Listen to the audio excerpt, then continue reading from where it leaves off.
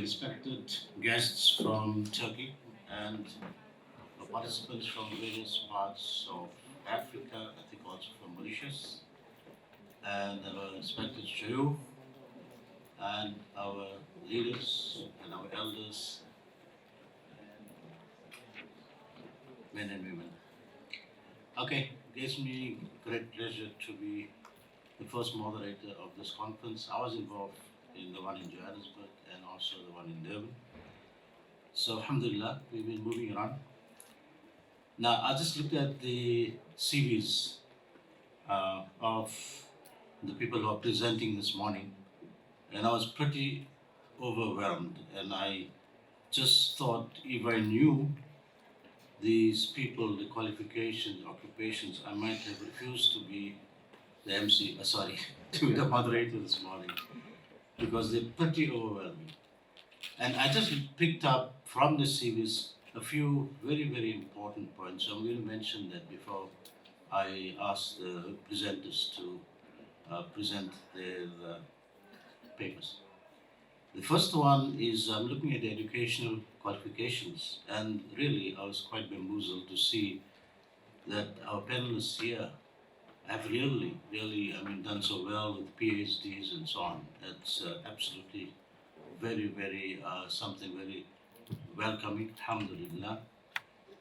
The second one, look at the occupations. Again, to see people in such important positions, I think it's something that we need to be very happy and proud about. The third one is also leadership. I say some of them are involved in leadership. This is what we really need in this country. I think Ram Rasool has mentioned about leadership, and I think in many aspects we lack leadership, and that's one of the reasons why there's so much of disunity among Muslims in South Africa. We lack strong leadership. Then we also have a global reach. We see some of our academics and others, professionals, who have a global reach. So they've been to universities in the US, UK, and elsewhere to teach and do research, and also some with media like Al Jazeera and so on. So we have a global, so we are known globally. Some of us actually are known globally. Also, they're involved in very relevant issues in South Africa. For instance, issues of gender-based violence, disabilities and so on. These are very important issues, and to see Muslims being involved in that, I think that's very, very pleasing. Then, of course, Black Muslim empowerment. That's right now for the last few years. We had the Black Muslim conference and so on. So this again is very, very significant. I think it's a turning point in the history of South Africa, where we see our Black Muslims now taking up the cudgels and planning and strategizing and so on. And I think really this is something which should have happened a long time ago, but alhamdulillah, the initiative has been taken and the caravan is now moving.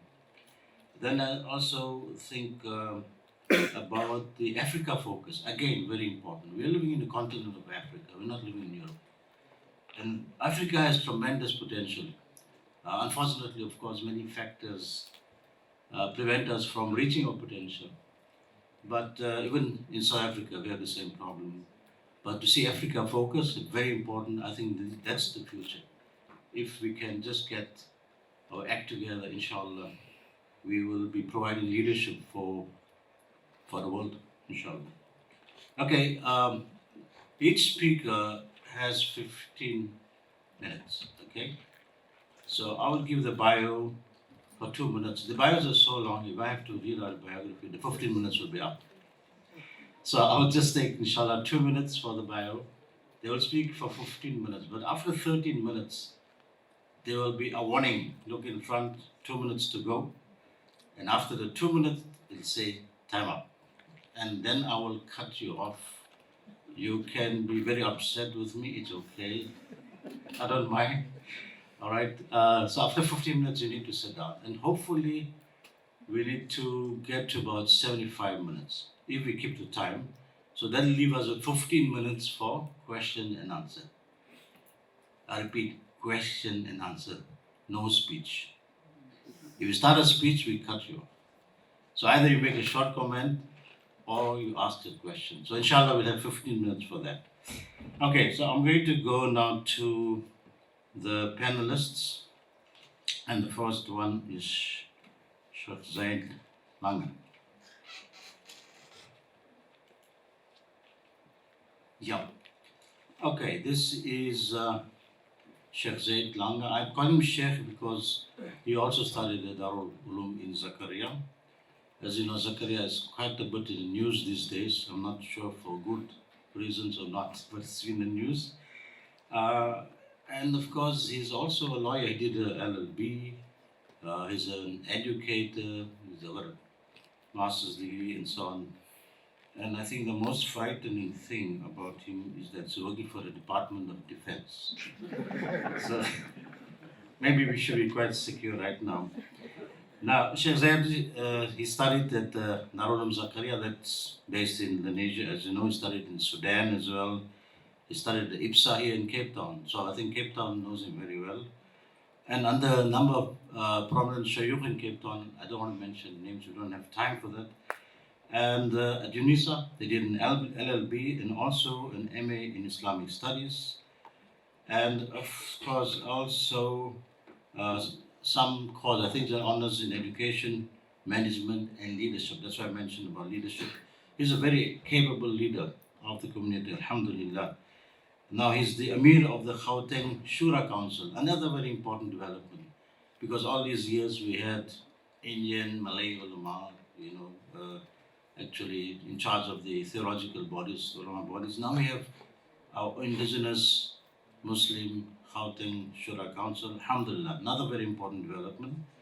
He's also the president of the Muhammad VI Foundation of African Ulama and director of Language Services Unit. He also was a deputy principal for a while and he's now, as I say, in the Department of Defense.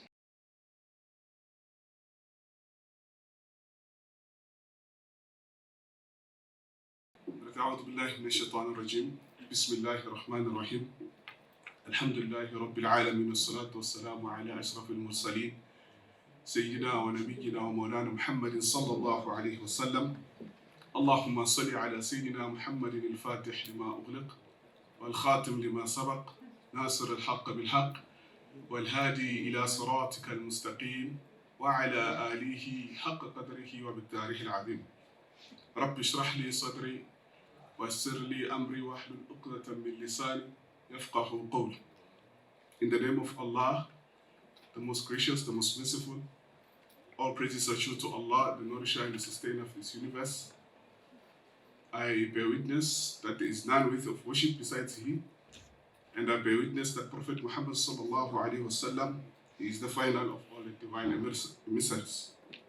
I think Assalamu alaikum to everybody first.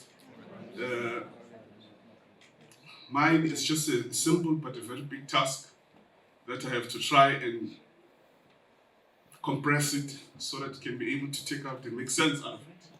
But it's a very vast and a very big topic that is ongoing, that hasn't really been explored very much. But alhamdulillah, efforts are coming slowly but surely, trying to explore. That is the coming of Islam in various townships and in the rural areas. Just to go a brief, I think the first one, it is to trace the coming of Islam into selected townships. These are the objectives. Highlight certain individuals who play a role in the development of Islam, list organization, movements, and missionaries who are associated with the township Islam, and analyze the social issues that affect the growth and the development of Islam in such areas. Okay, the background, we have to explain the concept of a township first so that we all understand. Because I believe that in South Africa we have a unique definition of the term township, where it only refers to a place that is inhabited by a certain race, as propounded in Group Areas Act, that demarcated areas based on race and both in industrial and residential areas. But I mean, elsewhere, township will mean the place probably will have a different meaning, but in South Africa, it has the racial connotation as it is. And therefore, our topic here will be based on that understanding of a township, which are areas that are only inhabited by your local indigenous people and also in the rural areas. To go back and understand the background of Islam in the township, of course, we have to understand the background of Islam in South Africa first. And in my way, I just summed it up in 3 different stages. The first one is that Islam during the pre-colonial period, it's an unknown era basically, even though there have been researches that have been written that shows that there was Islam before the coming of the colonizers in South Africa, but at the end of the day, it's unknown in a way that you cannot put individuals. We don't know who were these people, how were they, how they practiced their Islam, how did it, okay, some it's mentioned that through the Arab traders who passed through the Cape of Good Hope, but it's still a dark kind of a period that we are unable to really pick up the individuals. That's the first part. The second part is Islam during the colonial period, which I refer to it as a forming phase, where the Dutch and all the knowledge which I'm sure most of us are aware brought various shuyukh from Malaya or Indonesia and in the East, in UKZN, which was the real foundation and the forming phase of Islam. I mean, when you find the Awal Mosque was starting to be built, the Quran was written out of the memory. So we find this was a phase in which Islam was starting to come and be built. We were able to identify the individuals that were involved in doing that. We were able to explain and identify those people. And then the third one would be Islam during the pre and post-apartheid, after the formation of South African Union and also after the post-apartheid. Now, when we speak about Islam basically in the township,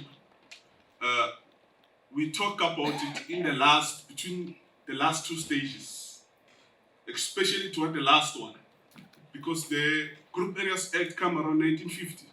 So we're going to be really looking and zooming in within that period, understand? And if we have to do that, I think just wanted to go back. Can you just go back? No.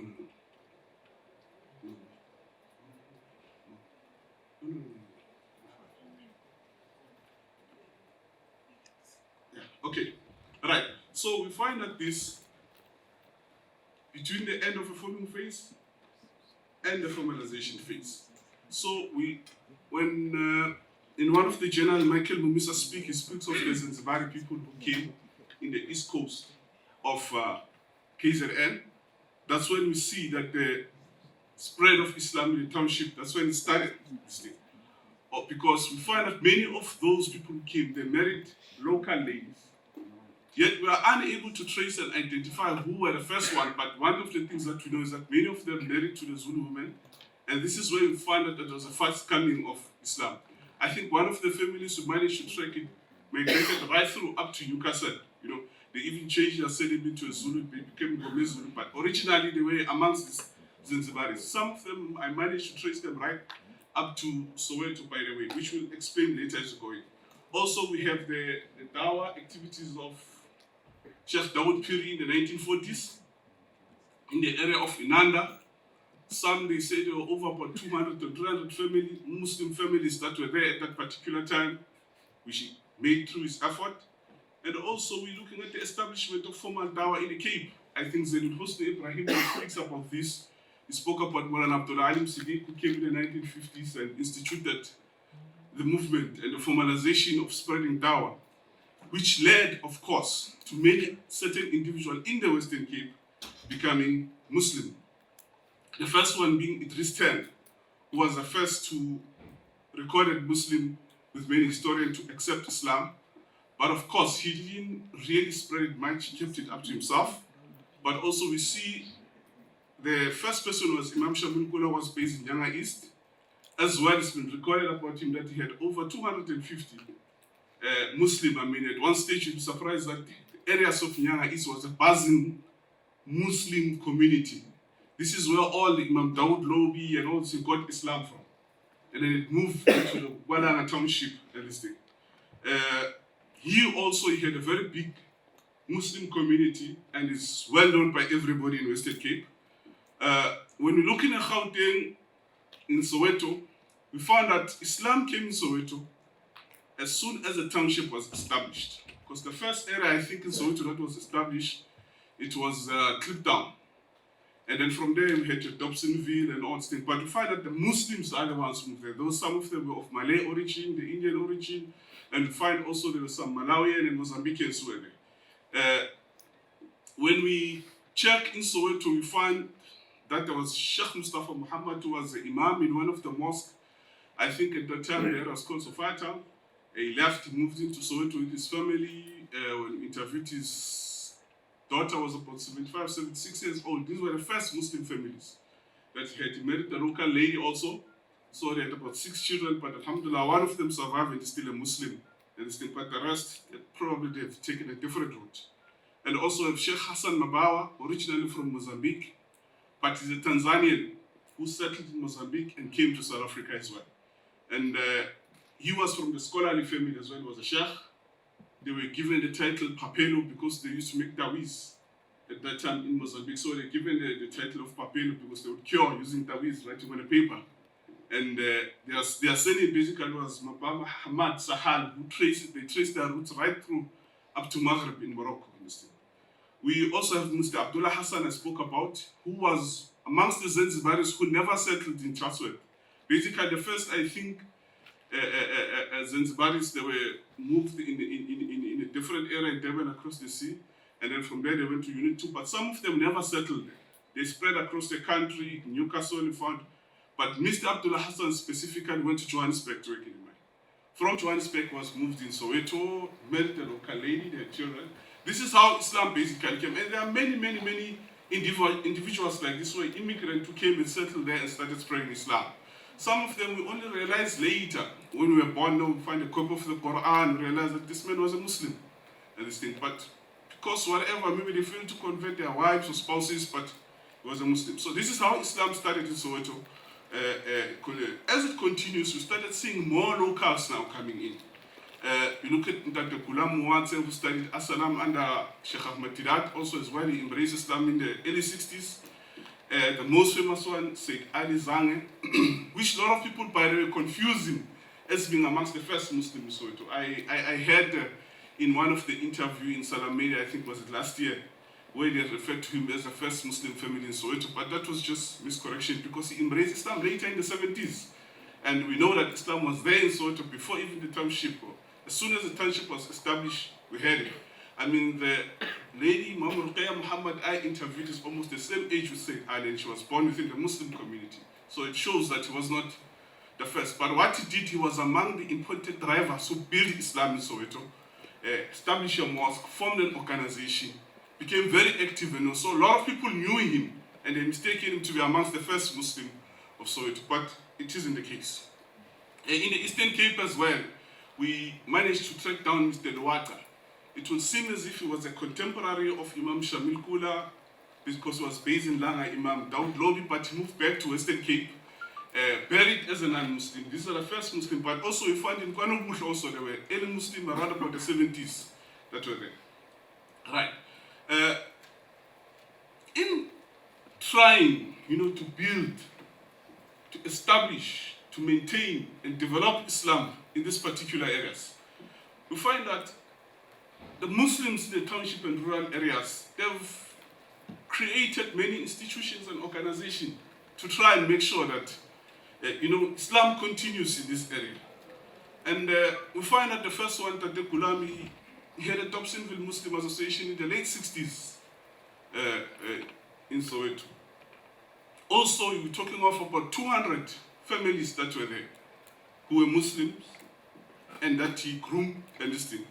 We also have a Soweto Muslim Association in the 70s. We have the South African Islamic Council in the early 80s, which was formed by the black Muslims in Gauteng. It included areas like Pretoria, Mamelodi, Thembisa, Soweto.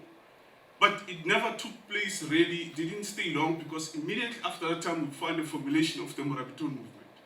Even though it was more of a tariqah, but it had some kind of a leadership aspect to it, you know, the Amir, the Wazir, and so it was more like an organization, like a movement as well. That's it. We have also the shura structures in the post-apartheid that we have. The Islamic Township basically in the post-apartheid era is that it's more complex than it was in the early days. We have various, like any other Muslim community, or Sufi, or Tablighi, which really I think makes Islam a little bit more complicated, because I feel that it was too early for such communities to be so divided along the strands. You know, if you look up to today, the South African Muslim community, they're still just between Utopandi and Tablighi, which is this thing.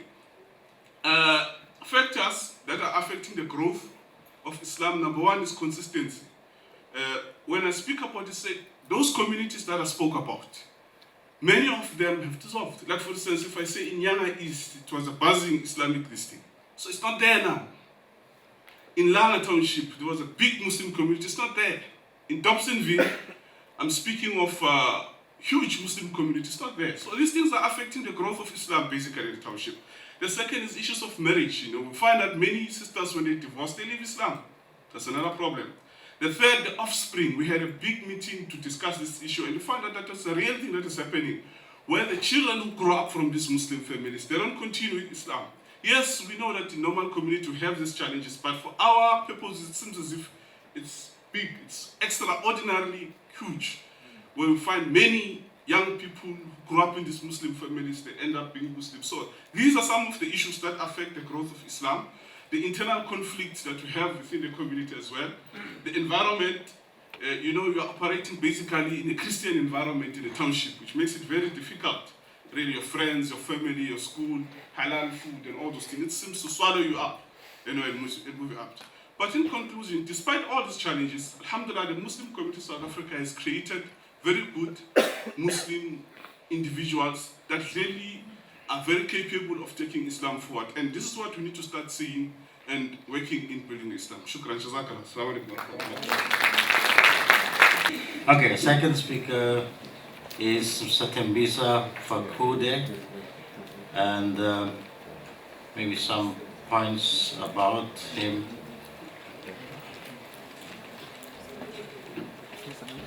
Okay, he's a director and senior research fellow at the Africa-Asia Dialogue. It's called AfroSec. He did his MA at WITS. He's a columnist for the Middle East Monitor. He's a research fellow at Istanbul's Shaykh Forum. He served on the boards of Common Action Forum and also the Mail and Guardian. He's the chair of the Gauteng Industrial Development Zone, the deputy chairman of the Gauteng Growth and Development Agency, and he was the bureau chief of Al Jazeera. He was media monitor, so he's been involved with Al Jazeera as well. So I would like to call upon Brother Thembisa Fakude. First of all, let me thank the organizers for the privilege of being invited to this august and very important conference. My task is a bit difficult because the topic I want to tackle has not been discussed much. So there's a little bit on the pool of references from which I could draw.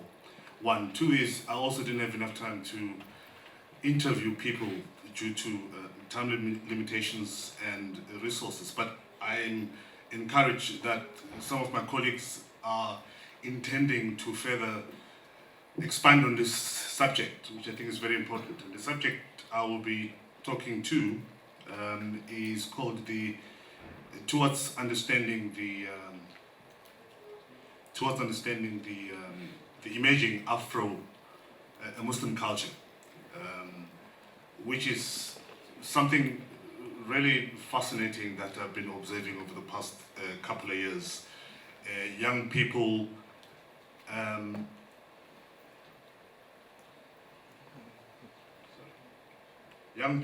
particularly from the townships, creating and crafting their own culture and redefining who they are. And this for me,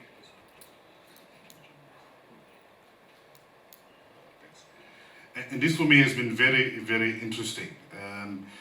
So over the years we've had challenges, and I think what Sheikh Zaid has done was important because it kind of seeks to introduce the current status quo within Muslims in the township in particular, but there's also a discussion and this proliferation and the making of it identity within the Muslim societies in South Africa. It's unfortunate, of course, that this identity which has been forged is in response or in protest of intra-contradictions and discrimination tendencies within the Muslim communities. And as a result, because of the over-politicization of a South African society, you have Muslims, black Muslims, who are also part of this over-politicized society, who are now saying we are facing similar challenges within the so-called embraced community of Muslims. And as a result, we're going to rebel and we're going to revolt against it. So there is now a situation where young Muslims in particular are now beginning to say, let us redefine who we are. And most of these Muslims were products or are products of the madrasa system, which has been by and large dominated by established Muslim, and in this case, when I mean by established Muslim, I'm referring to both Malay and Indian Muslims. And that is the protest or the rejection that we see happening. So they are redefining themselves in terms of art, for example, in terms of how they dress, for example, the color which is infusing both Oriental fashion styles and African style. Ordinarily, in any part of the world, this would be an expected progression of culture. But in South Africa, there's another unique element to it, which is not only about merging and this proliferation and progression of culture, but there's also an element of rejection of the established culture. So whereas you'll find that people from the East African part and the Horn embraced, the Bantu's cultures and the Arab or Muslim culture, and it created this harmonious existence and culture. In South Africa, there's that part, yes, but there's also a culture of rebellion. There's also the culture of saying, we are not of them. And that's very interesting. And it's articulated in the form, for example, there's a new phenomenon of nasheed. In the Arabic, nasheed will be this form of art and singing, and we call it the a cappella. Now you have Muslims who are having their own Islamically inspired a cappella, for example, in the townships of South Africa. They look different, and I've got some examples. Even the masajids, which, by the way, there is a proliferation of, as the black middle class continues to grow. We have black Muslims who are now sponsoring and constructing their own masajids. I did try to explain what the Afro Muslim culture is, but I'll go through it quickly before I show you the pictures of what I actually meant. It is a culture making, by the way, which is influenced by young black people and their daily experiences with the broader South African multicultural society. As I've said, it is a resistance and a rejection of an established Muslim identity in favor of a new culture reflective of black South African culture and identity. It is a realization that black people within South Africa are a majority within a minority. And this is something that most of us have struggled with over time. Suddenly you think that as a Zulu, you are a minority in your own country. And it's not the case. We are a majority within a minority culture, and that will, I think, continue to inform the political interaction moving forward. And these are the youngsters who are emphasizing that point, that remember that you are a Xhosa or a Zulu or a Muswati within a minority setup. And that, to an extent, for me, it's resurrection, a black conscious type of a reaction to the current challenges that we're facing. And these, as I've said, it's by and large consisting of a second generation Muslims. In other words, my kids and Zaid's kids and all other Muslims who reverted to Islam. And these are all kids who we send to the madrasas and private schooling, and their experiences within those platforms have not, unfortunately, been that positive, and as a result, they come back home and they insist that we are going to carve our own. Luckily, not contrary, but against the backdrop of what Zaid has presented in terms of most Muslims, whenever they divorce or change localities, they leave Islam, we find that our kids are much more proud of being Muslims. So instead of them saying we are retaliating and going against this religion which you've imposed on me, they're saying it is our religion. However, we are going to add a bit of flavor into it. One, two, it is our religion. However, we're going to begin to infuse different political understanding. And it's also our religion, but at the same time, we're not going to look like those people who are continually perceived to be oppressors and who are racist against us. So that's the positivity that we see. We're seeing a parallelism of young people who are saying, we are going to continue with our religion, but having said that, we're also going to impose our own identity and political understanding of what the religion is. These are the reasons I'm talking about, of why there is the emergence of the rise of Afro Muslim culture. As I've said, the continuation of tensions between black and established Muslim communities has impacted on that.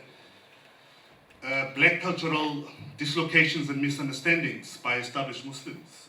Again, it was also pushing that, but I'm also glad that there is not total rejection of Islam, which we've seen happening in other parts of the country and indeed the world, where people feel disgruntled by certain issues or factors within Islam, and as a result they decide to leave Islam. We don't see that. I was also happy to be part and parcel under the leadership of Shaykh Zaid Langa in the organization of South African Black Muslim Conference, which is a very important platform. Again, it's also inspired by the need to redefine and recommunicate who black Muslims are, because there is a misunderstanding, one, but importantly, there is a lack of a platform where black people can go and get to understand their agencies Islamically. Let me just try and explain. By the way, I think in Zulu and translate in English, so pardon my complicated, hyper English at some point. What the South African Black Muslim Conference is trying to do is, an example, we accept Lobola. Lobola is part of an African culture, and as a result, most of us being rivets to Islam doesn't mean that we have to throw the baby with its bathwater. Now, the complication is, where do you locate that within the Islamic understanding? So we will take the dowry, but at the same time we'll take Lobola. One. Two, uncles are the main drivers of this culture, and they are part and parcel of this Lobola culture. And one of the essential feature within the Lobola is the whiskey that must be given to the uncle. And so where do you locate yourself as a Muslim in that particular situation? The other situation that we find ourselves is being rivets and coming from homes that are shebeens in quite many instances. You will share your fridge with your mum who supports you and who sells alcohol and pork. So your food will be coming from the same fridge.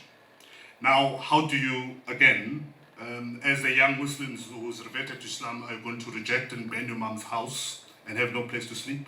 Or you're going to find some kind of commonalities in terms of how do you live with this reality? And I think that's where the relevance of South African Black Muslim Conference is. The challenge, of course, is that we need to start populating it with the ulama who will continually engage with these discussions so that they can come up with solutions, because these are not going anywhere. They are there to stay, as long as we're going to have people reverting into Islam.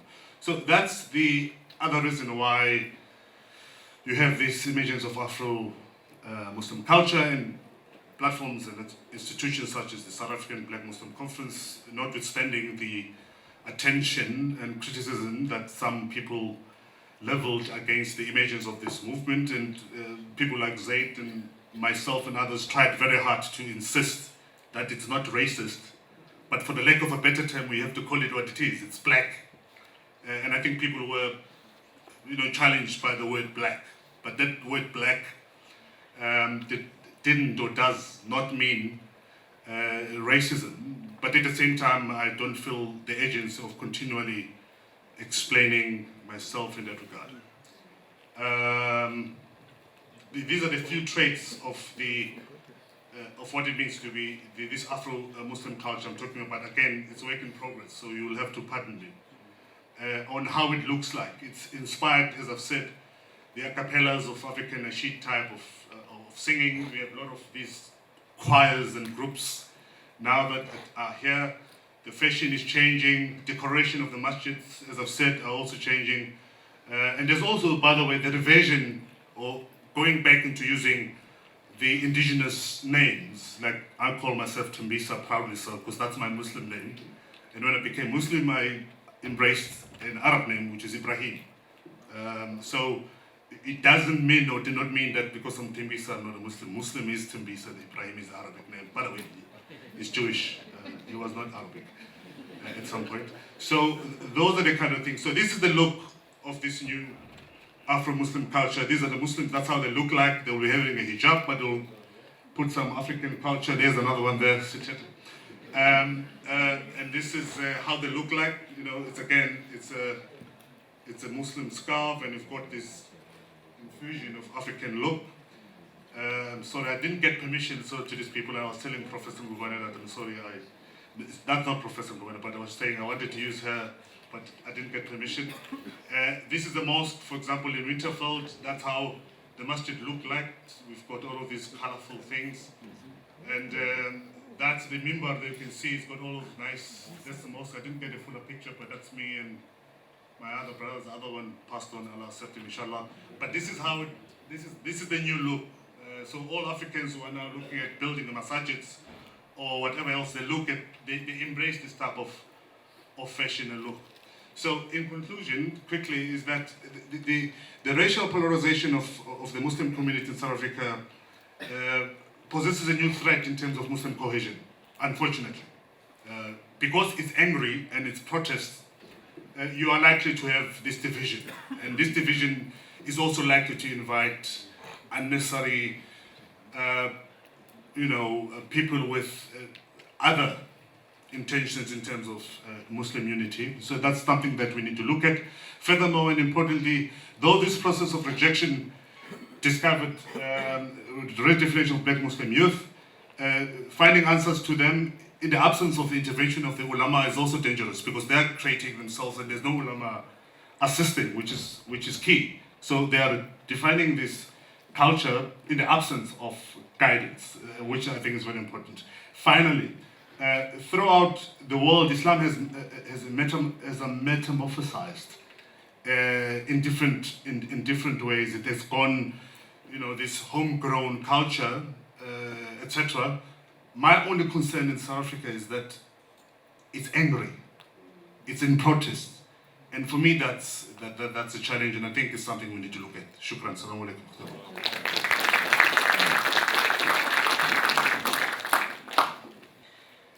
The issue of identity, there's always been debate. Are you Muslim first or South African first?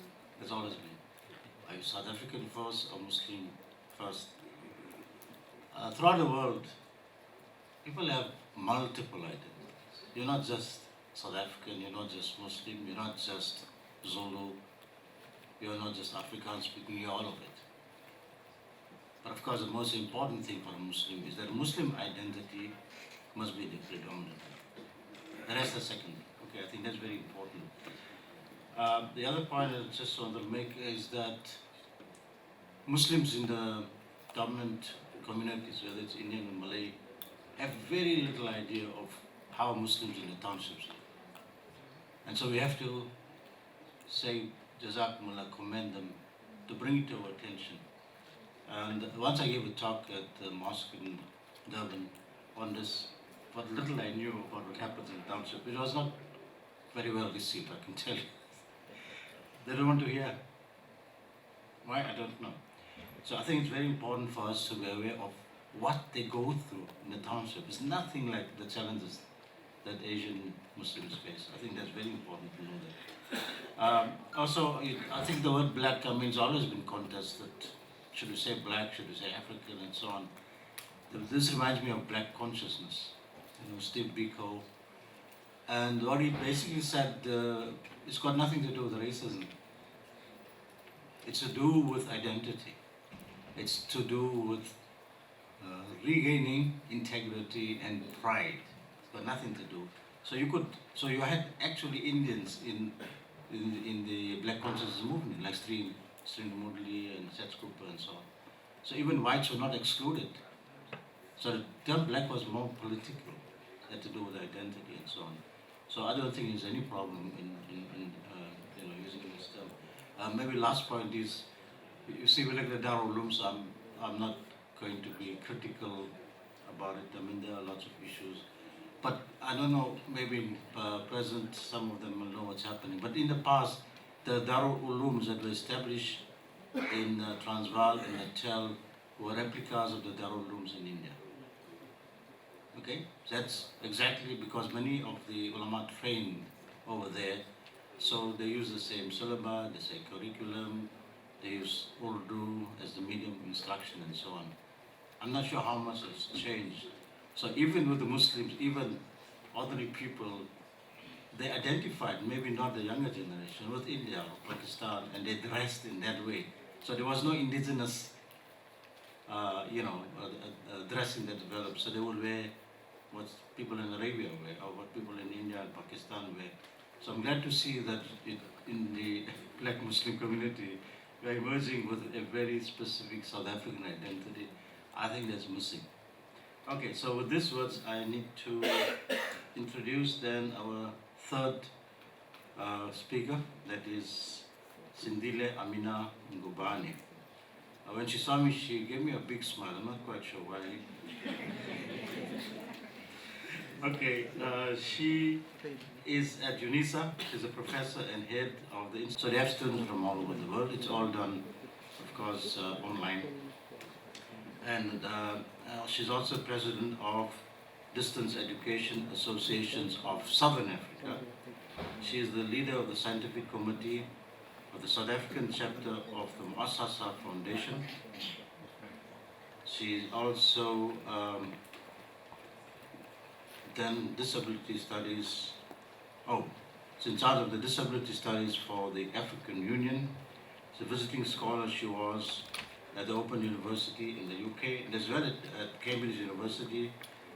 She's principal investigator of the NR-funded community engagement that's focused on gender-based violence on women with disabilities. And the focus now on research is on black Muslim livelihood and empowerment and sustainability. This is a very, very important issue right now, and I think it actually blends in with the whole development of the identity of black Muslim, but at the same time looking at a particular socio-economic condition. So, Professor Ngubane. Assalamu alaikum warahmatullahi wabarakatuh. I will repeat, if your energy is not here, I'm not here. Assalamu alaikum warahmatullahi ta'ala wabarakatuh. Shukran jazilan. I'm going to look at the African Muslims. I said African because when I say black, then some people become uncomfortable. But the reality is that I really look at black Muslims' presence in religious and educational matters in South Africa. This is a paper that's about 19 pages. So it means trying to compress it into a PowerPoint was very, very difficult. I've sent the paper for critical reading, and I'm hoping that it's going to get published. The reason for me to do this was because the history of Islam in the sub-Saharan Africa mainly comes from the works of Arab geographers and historians such as Al-Bakr, Al-Zuhri, Ibn Battuta, and others, and then the historical research of important trade centers such as the Sudanese cities. So when you you do literature review, you find that there is very little that is actually from black scholars, and specifically from South Africa. So when I was doing this, you'll understand as I go on, of course it was a qualitative approach, and I had to look at ethnography, to use ethnography as my approach, which allowed me to do an analysis of historical and current perspectives on the influence of Muslim women. And this paper actually is based on appreciative inquiry. Whenever we do research, we tend to look at challenges, we look at problems, and I think that as a Muslim scholar, Allah says that if you are not grateful, I will not give you more. So as Black Muslims, I felt that we need to look at our history in an appreciative way, to say, you know, how far have we, do we come from, and what have we achieved, instead of what is it that we don't have. And I believe, inshallah, that is going to lead us to actually see more positive things in terms of who we are. So,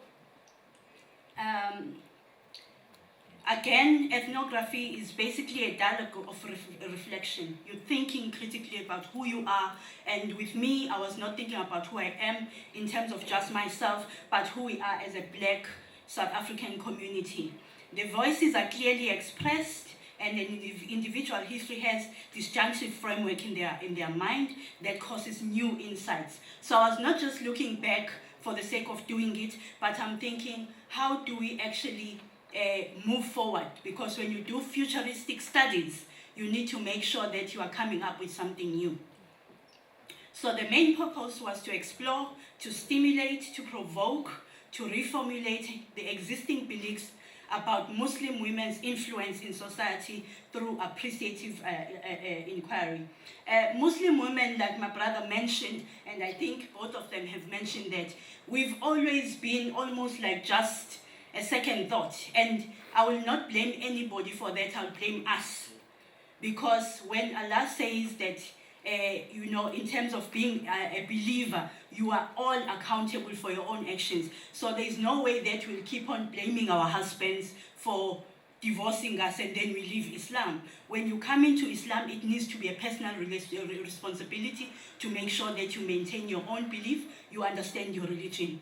The ethnography was used to show how a Muslimah from South Africa used her Islamic belief to make positive contributions to the spiritual and educational growth of a community. Why did I then zoom into one person? Because we are Africans and we believe in stories. Now I had to go back and say, who do you know that is a Muslimah that has made a contribution? And I'm glad that my brother Thembisa has shown you the masjid of Ngangi, which is in Winterveld in Pretoria, which actually, this Muslimah that I talk about is actually the mother of I would say the founder of that particular place, because through her talking and her reflections with her son and her family, it was then, they were able then to make sure that at the end that masjid is built. So it's not just a masjid, it's not just Ngangi Masjid, but it's the brainchild of a Muslimah. So this woman that I'm talking about is Mama Ngubane. I will tell you more about her. Now, when you look at the presence in terms of what has happened with the issue of Muslim women in the continent, in Nigeria you see people like Balkisu Yusuf, Aisha Imam, Amina Mama, Saudita Mahdi, and Adamu has actually written a lot about these women and their contribution to what was happening in their communities. Then again, you come to Kali, who talks about Ali Duyu, describing how African Muslim women would create an alternative vision. So when you are creating an alternative vision, you first check what is happening in your own community. You are not worried about what is happening. As Black African women, yes, we should be appreciating what has happened with the so-called established Muslims who are Indians, yes.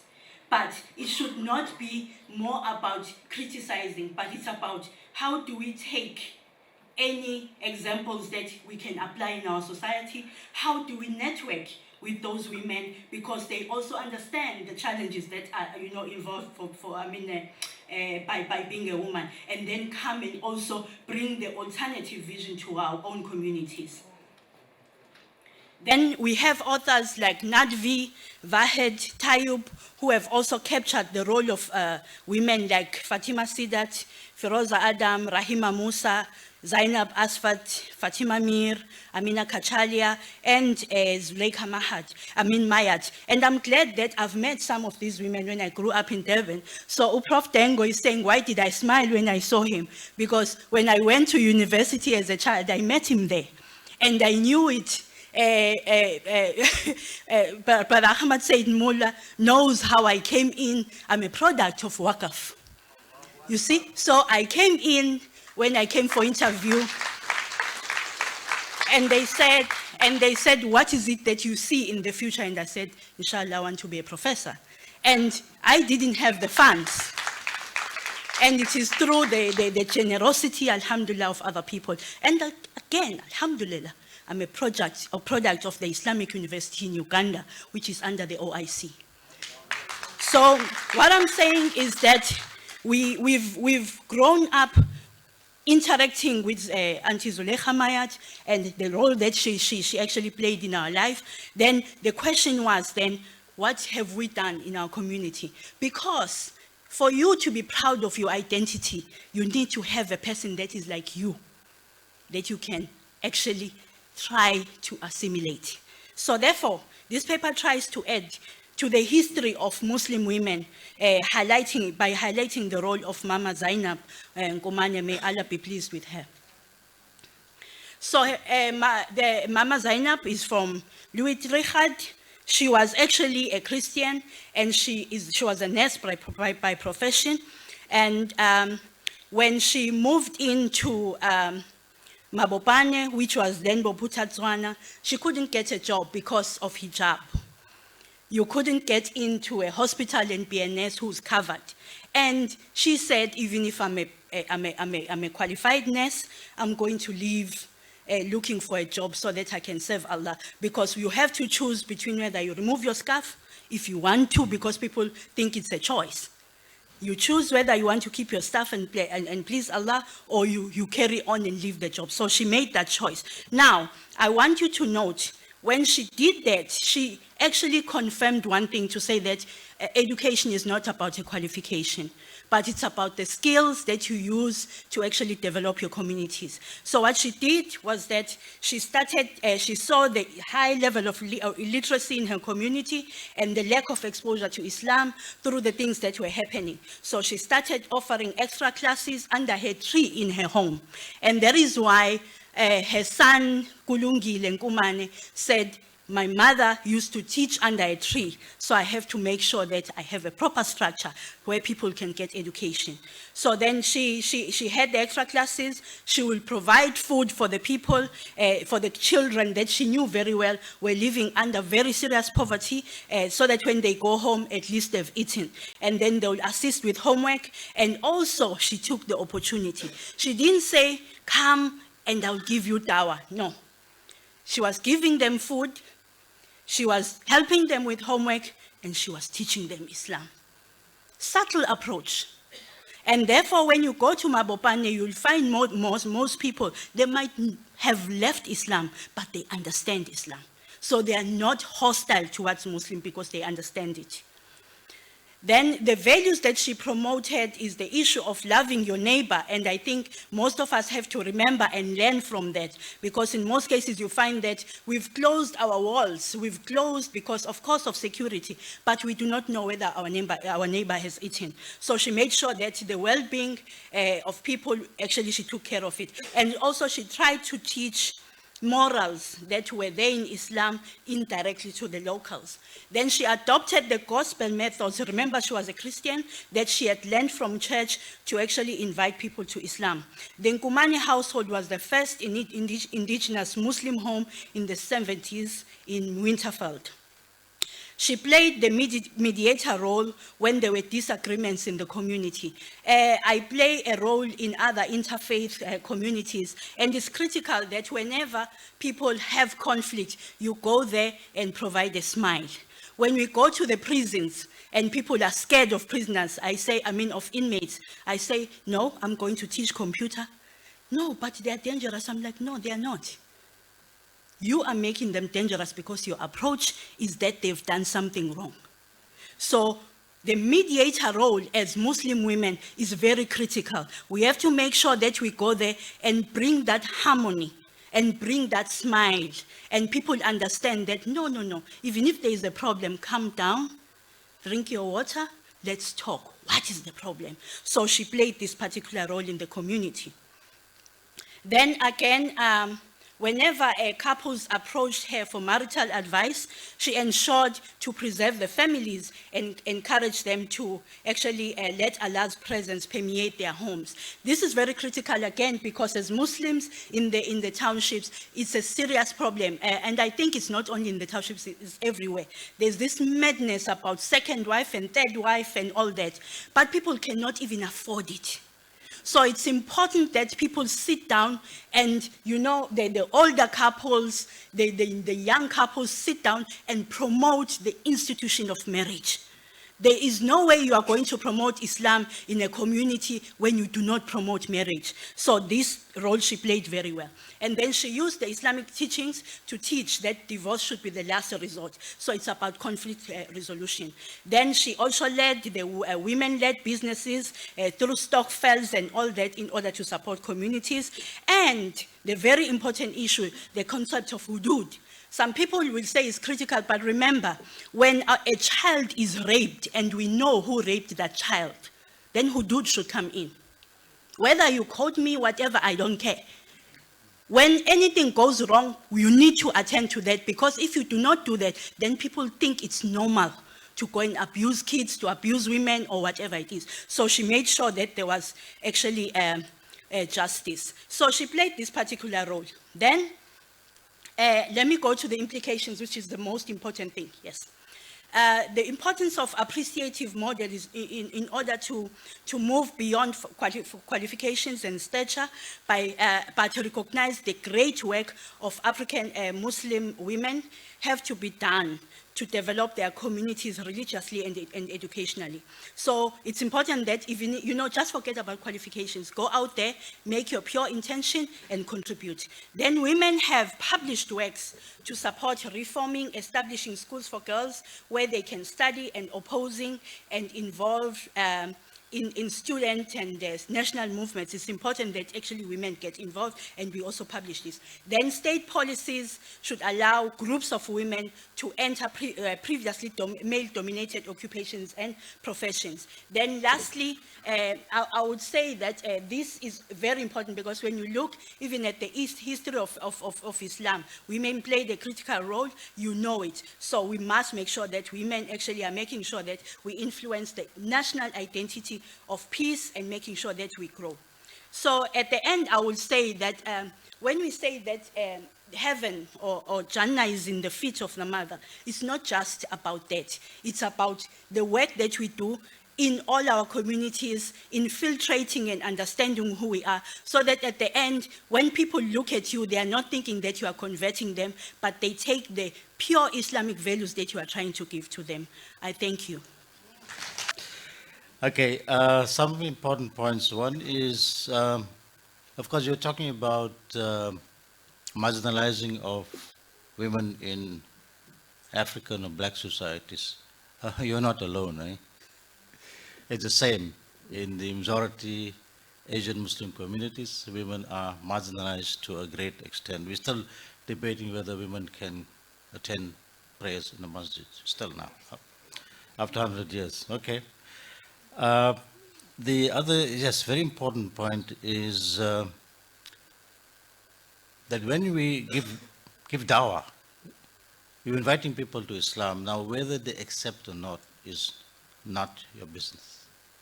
You invite them to Islam, but the point you raise is very important, that even if they don't accept Islam, if they become friendly, Islam friendly, in other words, you're creating an environment where the people are not hostile. That's very, very important.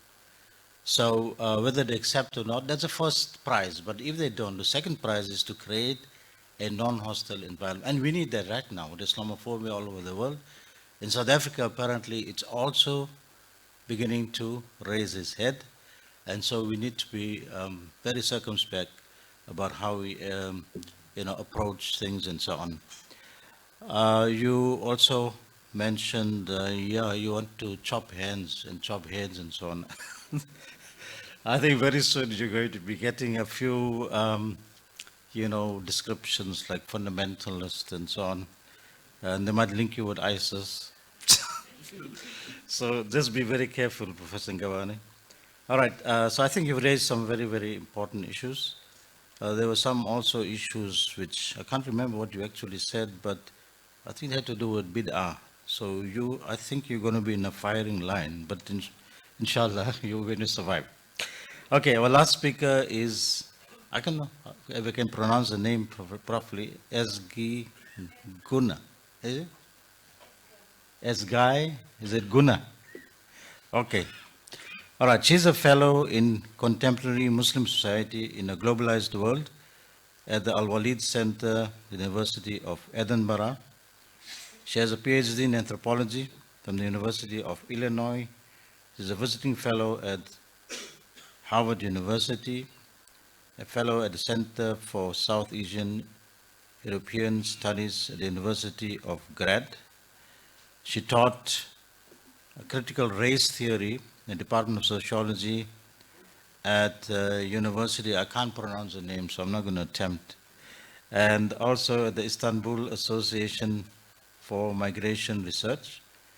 At the Al-Walid Center, she conducts postdoctoral research on Ottoman legacy in Cape Town. Yeah, so that's I'm sure the Cape Townians are going to be very happy with you. And also a teacher's course on Muslim Africa in global perspective. So over to you. I would like to begin by thanking the organizers. There's no time to name you all, but you know who you are. And I'm also very happy to have landed on this panel. It's a subject that is dear to my heart and central to my research. So I have many questions for you later. And in this presentation, I discuss the constructions of Islamic heritage in Cape Town through the study of two cases: the IRCICA Awqaf Museum and the Cape Muslim Slave Heritage Museum, situated within the Castle of Good Hope. I study comparatively the history and historiographic narrative of the two museums, the sites on which they were built, and the symbolic and political meanings of this choice, their institutional relations and curatorial practices, as well as the processes of collecting and exhibiting material culture. All in all, this presentation aims to explore what decolonization means for both museums and the different tools with which they seek to decolonize museum practice. Genealogical arguments are central to the construction of Islamic heritage for both of the museums. There is, however, a fundamental difference between how they trace and emphasize genealogies of Cape Muslim communities. Where the museum and the Castle of Good Hope reclaims and celebrates the slave heritage of the Muslim communities, the Awqaf Museum today emphasizes the Ottoman lineage of the community leaders by remembering and honoring the legacy of two scholars, Abu Bakr Effendi and Mahmud Fakih Emin Effendi, who were appointed by Ottoman authorities. In this presentation, I analyze how these two different modes of remembering history and constructing Islamic heritage through genealogy reflect different understandings of decolonizing museums. Under apartheid, museums focused on settler history, marginalizing and denying the cultural heritage of non-white communities. This has begun to change with the democratization in the 1990s, when the history and heritage of diverse communities found a new home in South African museums, and the commemoration of the victims of racism, slavery, and apartheid became possible. Museums became key institutions of nation building. The history of Bokap Museum illustrates these institutional transformations on a national scale. The Bokap Museum was originally a product of the apartheid's racialized cultural policies and had an exceptional and unique position within the heritage landscape of apartheid South Africa. It was Isaac David du Plessis, an Afrikaner scholar at the University of Cape Town and the Commissioner of Colored Affairs, who proposed as early as 1943 to establish a Malay museum as part of the preservation of the Malay Quarter.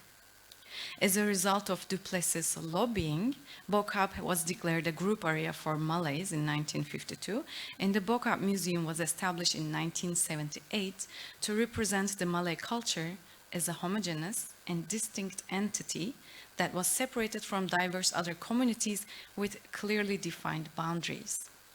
Since the 18th century, the colonial gaze has constructed the Muslims in South Africa as exotic others, especially through the representation of Cape Malays in travel writing, cartoons, paintings, and caricatures.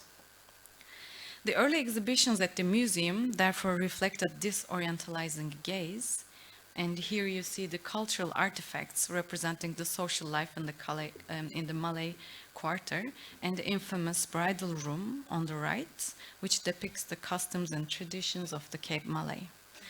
Leslie Witz notes that the Muslim weddings, dress, and spiritual practice displayed in the Bokap Museum in 2007 continued to reinforce the stereotype of Malay culture defined by du Plessis in the 1930s and 1940s. However, structural changes were in place in the Bokap Museum since the early 2000s. IRCICA developed a framework for collaborating with the communities that experts previously represented and objectified in museums. Integrating communities in the curatorial processes and diversifying collections with community donations marked the beginnings of transformation in Bokap and other museums. In Henning's words, museums have gradually moved from being spaces of colonial curiosity to that of community engagement. It was within this national and institutional context that the Efendi Room exhibition was curated under the supervision of Dr. Halim Gençoğlu in the Bokap Museum in the late 2010s. When entering the Bokap Museum, the visitors find on their left a room dedicated to the Efendi family. This exhibition makes at least 3 critical interventions into the historical and cultural narrative of the museum. First, there has been a general consensus that the museum building was once the house of Abu Bakr Effendi, an Islamic scholar who was appointed to Cape Town by the Ottoman Sultan in 1862, upon the request of Queen Victoria, to settle the disputes within the Muslim community. The new exhibition proves this long-held belief as false by showing that the house instead belonged to Mahmud Fakih Effendi, another Islamic scholar, whom Dr. Gençoğlu calls the Forgotten Effendi. This historical correction comes with consequences for museum practice and constitutes the second critical intervention I will discuss. By situating the museum as the house of a Muslim family who was evicted in the 1970s, the exhibition carves a space for community engagement. Dr. Gençoğlu, a historian at the University of Cape Town, collaborated with Nathri Effendi, the great-grandchild of Mahmud Fakih Effendi, to reach out to IRCICA and integrate this family history within the museum space, their lost home. The exhibition includes photographs and objects from the family archive, as you can see here, which are aligned as museum practices with the democratization and nation building in post-apartheid South Africa. Some of the objects exhibited in the Effendi room are coffee grinder with the Sultan's signature, Iznik coffee cups, clay pot, oil lamp, candle holder, rosewood tesbih, red fez, of course, artwork sent to Mahmud Faki Effendi by Ottoman Caliphate, along with medals for education services and for his contribution to the Hejaz Railway project, as well as the photograph of the Imperial Ottoman School run by Mahmud Faki Effendi. The emphasis on the Ottomanness of the objects used in the daily life of the family, who once owned the building that is now hosting the Bokap Museum, brings me to my third and final point, that is the emphasis of Ottoman genealogy in the construction of Islamic heritage in the Cape. By creating a space for the family history within the museum in collaboration with Natri Effendi, Dr. Gençoğlu's research brings the Ottoman legacy to the forefront of Islamic heritage construction in Bokap. And this is done less through an emphasis of South Africa's diplomatic relations with the Ottomans under British colonialism, but through genealogical claims. The Islamic connections to the Ottoman Caliphate therefore become less of an inter-imperial arrangement, but of blood ties. This reconfiguration of Muslim genealogies and rewriting of Islamic history results in the abundance of the symbols and signatures of Ottoman imperial past in the museum space, as well as the Turkish national ones as illustrated by the flag in this picture. Wherever the picture is, thank you. Within the confines of the Effendi room, the exotic images of the Cape Malay that previously dominated the Bokap Museum are therefore replaced with the images of the Ottoman political and spiritual authority and transnational religious connections to contemporary Turkey. The implications of all this for the project of decolonizing museums was something we discussed with Dr. Gençoğlu during our interview in his office in April 2022, which tells you how recent this research is. For him, as for many other scholars of Islam in Africa, decolonization meant engaging with alternative archives to the colonial archive. In this case, it was the Ottoman archive which enabled the decolonization of the historical narrative in the museum. There are significant differences between the Bokap Museum and the Cape Muslim and Slave Heritage Museum. First of all, the Bokap Museum is an IRCICA museum, which is classified as a public museum, whereas the Cape Muslim and Slave Heritage Museum is a private museum established by a community member. The latter does not have a colonial or apartheid legacy in the way that the Bokap Museum does, or is trying to unleash itself from since the end of the apartheid. To the contrary, the museum is structured from the perspective of the enslaved and colonized from the very beginning to counter the dominant historical and cultural narrative which has historically privileged and celebrated the white settler heritage. The second important difference concerns the site and location of the two museums. While the Bokap Museum is located in the house of a Muslim family who were forcibly removed, the Cape Muslim and Slave Heritage Museum is situated within the Castle of Good Hope, the historical monument of military conquest, colonial domination, and racial oppression, located at the heart of the city. If the Effendi Room seeks to decolonize the Bokap Museum by reincorporating the evicted family's history into their lost home, which is now converted into a museum, the Cape Muslim and Slave Heritage Museum reclaims the iconic fort to commemorate and memorialize the slave past, which is in itself a decolonizing project from the beginning. Thirdly, the Bokap Museum combines the IRCICA collection, which relies on practices of collecting and classification embedded in colonial and apartheid history, with family archives and community donations, creating an eclectic structure. In contrast, the collection of the Cape Muslim and Slave Heritage Museum belongs for the most part to its founder, Ikshan Higgins, who have been collecting paintings and cultural artifacts that represent the history and social life of South African Muslims for the past 25 years. There is a major commonality between the two museums, however, and it is the centrality of the genealogical arguments to the construction of Islamic heritage. These are, however, very different genealogies.